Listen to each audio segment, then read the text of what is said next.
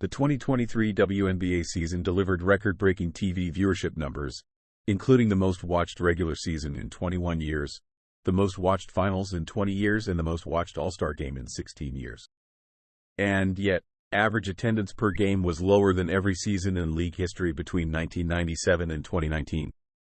Similar to TV ratings, the league drew its biggest crowds in its first three seasons, 1997, 1998, and 1999.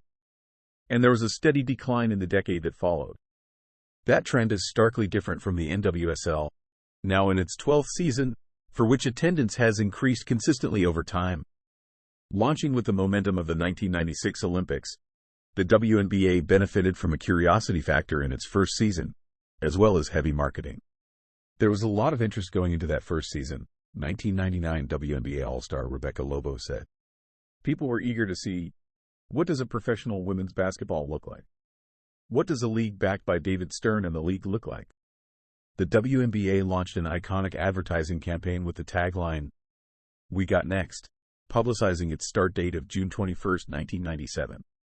You would turn on an NBA game, a playoff game, at any point in 1997 and there was a commercial, Lobo said. Huge promotion behind that WNBA season. The first game in WNBA history, between the New York Liberty and the Los Angeles Sparks, drew more than 5 million viewers on NBC, a number that has yet to be surpassed. Waning interest and the loss of the novelty factor are two reasons for the steady decline in attendance over the W's first 25 seasons, but the venues themselves have impacted the numbers. The Atlanta Dream, for instance, used to share Phillips Arena with the Atlanta Hawks, but the team now plays at the Gateway Center Arena at College Park, citing disagreements with the Hawks management. The new venue is nearly 10 miles from downtown Atlanta and fits fewer than 3,500 fans. The Dream sold out the majority of their home games last season, according to Across the Timeline. There's a line outside of people and there's a demand, but they're not able to get in, ESPN basketball analyst Lakina Robinson said. Some franchises that relocated have downsized their home arenas in the process. The Dallas Wings play at the College Park Center, capacity of 7,000, which is much smaller than the Bach Center, capacity of greater than 17,000, where they played between 2010 and 2015 when they were the Tulsa Shock.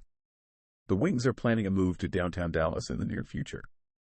The New York Liberty played 2018 and 2019 in White Plains, New York, after 21 seasons at Madison Square Garden, because MSG had announced plans to sell the team.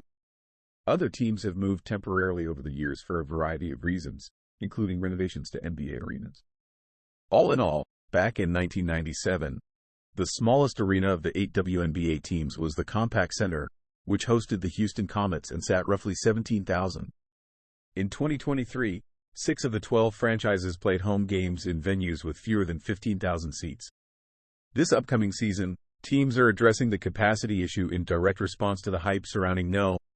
1 overall draft pick Caitlin Clark. The Aces will play their May 25th game against the Indiana Fever at the 18,000-seat T-Mobile Arena, and the Washington Mystics will host Indiana on June 7th at Capital One Arena with room for more than 20,000. The Mystics will play 2 other games at Capital One this season. They'll host the Chicago Sky on June 6th and the Phoenix Mercury on July 16th at the home to the NBA's Wizards and NHL's Capitals. If you build it, they will come. Last season, the WNBA champion Aces, whose regular home court, the Michelob Ultra Arena, seats 12,000, played their final regular season game at T-Mobile Arena, drawing 17,406 fans.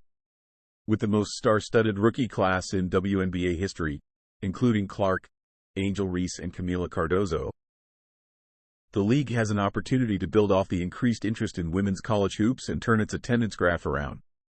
The WNBA draft in April drew the 11th largest WNBA TV audience on record, trailing just 10 games, all of which took place between 1997 and 2000. I do feel we're at a place now where the promotion is equal to what it was in those early days, Lobo said. The other night there was a Celtics game and the signage on the scorer's table was an ESPN ad for the WNBA season to watch the Indiana Fever at the Connecticut Sun. I will be shocked if this season's ticket sales don't come close to those numbers that we saw in the early days of the league.